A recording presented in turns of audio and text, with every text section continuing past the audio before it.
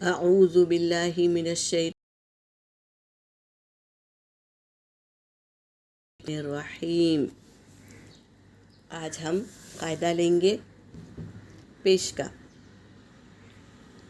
अलीफ हमेशा खाली होता है, ये अलीफ हमेशा खाली होता। जो अलीफ के नीचे ज़ेर पेश ज़बर हो तो ये हमज़ा कहलाता है। अगर अलीफ खाली हो तो उसे अलीफ कहेंगे, वरना हमज़ा कहेंगे।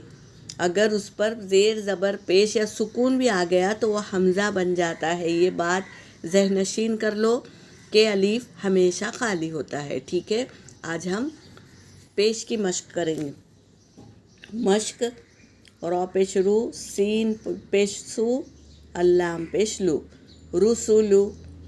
इस तरह जल्दी पढ़ेंगे, थोड़ा भी ना खींचेंगे। कायदा पढ़े ना हम। ज़बर ज़ेर पेश को हरकत कहते हैं। हरकत को जल्दी पढ़े, थोड़ा भी ना खींचे, तो हमको खींचना नहीं है। सुदुसु, फुकीदा, कुतिला, नुकीसा, नुकीसा, करूमा, उलीमा, हुदिया, सुहुफु, सुहुफु बोलेंगे। वुसिक़ा, उदीरा, नुसीरा। इस तरह प्रैक्टिस करेंगे इंशाल्लाह।